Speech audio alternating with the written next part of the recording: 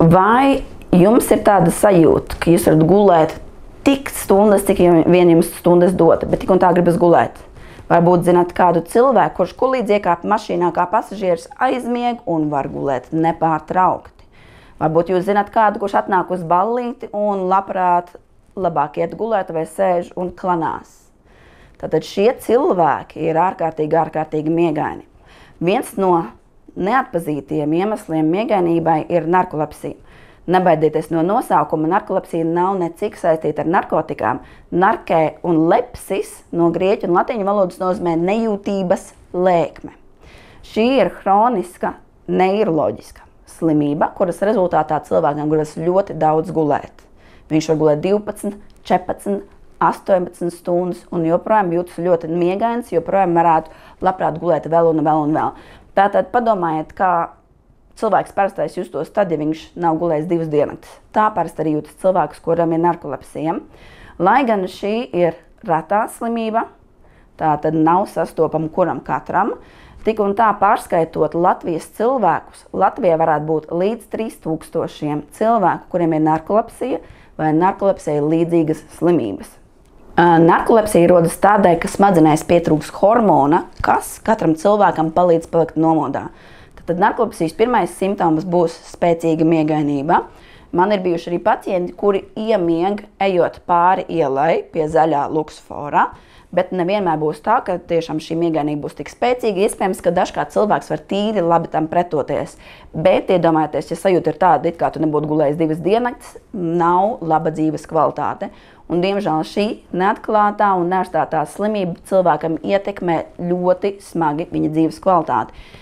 Jo sākoties pusauģu vecumā, šī narkolepsija neļauj cilvēkam mācīties, neļauj veiksmīgi studēt, kas var ļoti spēcīgi ietekmēt arī nākotnes izredzes, teiksim, dabūt vai noturēt labu un patīkamu darbu. Bieži narkolepsijai atpazīstam arī pēc citiem simptomiem. Tātad miegainība būs sastopama vienmēr. Bet narkolepsija ir raksturīgi arī 3 citi simptomi. Nevienmēr visi šie simptomi būs uzreiz vienā un tajā pašā mirklī, bet tie var attīstīties gadu laikā. Tātad pirmais simptoms ir katapleksija. Tas nozīmē, ka cilvēkam pie emocijām, īpaši pozitīvām emocijām, sāk zust muskuļu tonus. Tātad, ja jūs zināt kādu, kurš smejoties, viņam sāk krist galva vai, teiksim, noslīd seja, viņš izstās piedzēries. Tad tā ir katapleksijas pazīme. Tā var sākties, teiksim, sejā, kaklā, vēlāk, jo cilvēkam var būt grūti noturēt krūzīti vai kādu priekšmetu rokās, viņam rokas kļūst vājas tieši uz šo emociju fona. Vai arī pilnīgi sāk ļumēt ceļi un cilvēks varbūt meklē uzreiz iespēju, kur piesēst, vai arī pilnīgi nokrīt zemē. Tātad nereti šī katapleksija tiek sajaukta ar epilepsijas lēkmi un dodoties pie ārsta. Ārsts saka, jā, tā ir epilepsija un dod zāles pret epilepsiju, bet tā tad netiek atpazīts patiesais iemesls. Tātad katapleksija ir muskuļu vaimas, kas rodas pozitīvu emociju rezultātā. Nākamais simptoms ir miega paralīze. Tas nozīmē, ka cilvēkam naktī pamostoties vai iemiegot vai arī no rīta mostoties, viņš pamost un nespēja pakustēties. Viņš ir pilnīgi paralizēts. Tas rodas tādēļ, ka cilvēks vēl nav pilnvērtīgi atmodies no sapņu miega, REM miega, kurā tipiski cilvēks ir paralizēts, lai mēs nevarētu savus sapņus zāru izvest. Teiksim, sapņojot, ka mēs cīnāmies ar pūķi, lai nebūtu tā, ka mēs tagad lecam augšā gultā un sākam vicināties ar rokām vai lecam ārā pa logu. Šī iemesla dēļ mūsu smadzenes mūs paralizē sapņu miegā. Bet dažkārt gadās nepilnvērtīgi pamosties no sapņu miega un tādēļ arī šīs paralīzes saglabājas. Tas nenozīmē uzreiz, ka cilvēkam ir narkolepsija, jo šī miega paralīze var rasties jebkuram cilvēkam, jebkurā dzīves mirklī. Galvenais ir nesatraukties, elpošanas muskuļi netiek ietekmēti, cilvēks nenosmags un šī paralīze zudīs pati no sevis pēc dažām sekundēm līdz dažām minūtēm. Ja jums ir bieži šāda miega paralīze, vērsieties pie neirologa miega speciālista. Un pēdējais simptoms, kas tipisks narkolepsijai, ir halucinācijas. Un par šo cilvēkiem bieži vien nepatīk runāt, jo viņiem liekas, ka viņiem tiks diagnosticēta šizofrēnija un katrā ziņā dzīve būs norakstīta. Bet narkolepsijas gadījumā miega šīs halucinācijas var rādīties arī dienas vidū, it sevišķi tajā mirklī, kad cilvēks ir miegains.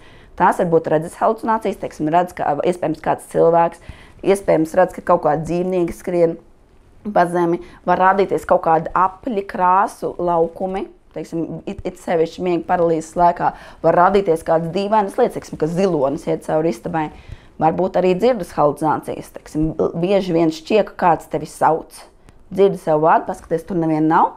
Man ir bijusi pacienti, kur stāstīja, kura dzirdēja operu ārā uz ielas, viņa atvēra logu un tur nekā nav. Un retākos gadījumos varbūt arī ožas halucinācijas, tātad šķiet, ka jūti kādu smaržu. Tātad kopā, ja jūs atpazīstat sev vai kādam no saviem tuviniekiem kādu no šiem simptomiem, noteikti jāvēršas pie miega speciālista neirologa. Tātad šie ir neirologi, kas ir specializējušies tieši narkolepsijas diagnostikā. Un šīs ārsts pajautās dažādus citus iemeslus miegainībai un nosūtīs uz īpašu miega izmeklējumu, polisomnogrāfiju un multiplo miega latenču testu. Tie ir 2 dažādi miega izmeklējumi, kas ir nepieciešami, lai diagnosticētu narkolepsiju. Pirmais tests polisomnogrāfija, no latīņu grieķu valodas nozīmē polisomnogrāfija, daudz miegas pierakstīt, un šis izmeklējums notiek īpašās miega laboratorijās. Latvijā pagaidām ir 4 vietas, kur tādu veikt, tātad epilepsijas un miega medicīnas centrs Bērnu slimnīcā, otrais ir Rīgas Austrumu Kliniskā universitātes slimnīcas Gaļezars, 3. vieta ir VCA neiroklinika un 4. vieta ir miega slimību centrs. Tātad 4 vietas Latvijā, kur šādu izmeklējumu var veikt. Un, ja neirologs nosūta šo izmeklējumu ar īpašiem speciāliem kodiem, iespējamo reto slimību kodiem, tad šis izmeklējums tiek sekts no valsts budžetam. Polisomnogrāfijai pirms gulētiešanas tiek pievienot dažādi sensori, tātad elektroencefalogrāfija, kas skatās smadzeņu darbību.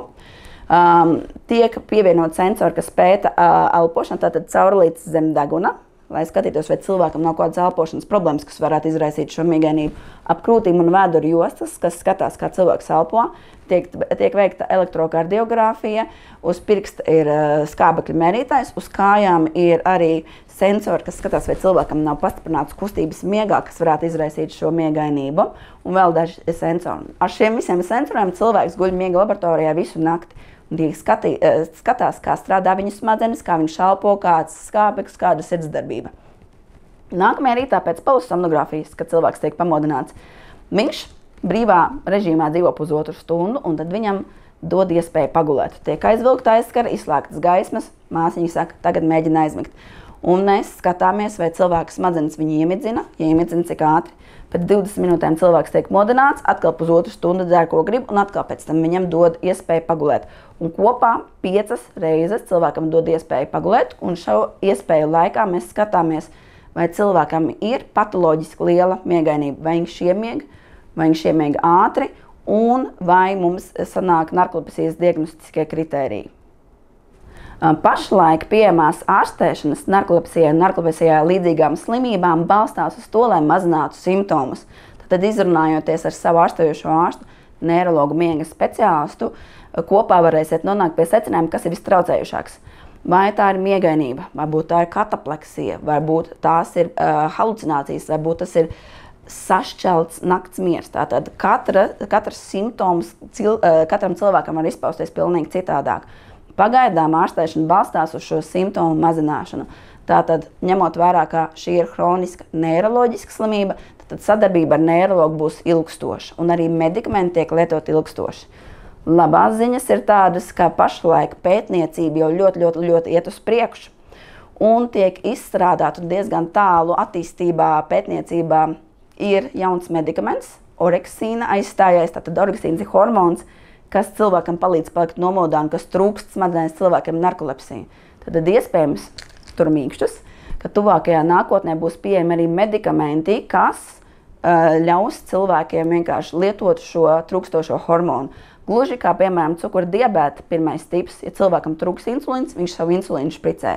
Ļoti ceram, ka arī narkolepsijas gadījumā drīz būs pieejami šie medikamenti, bet arī pašlaik pieejamā terapija, simptomu mazināšana var ļoti ievērojami uzlabot dzīves kvalitāti.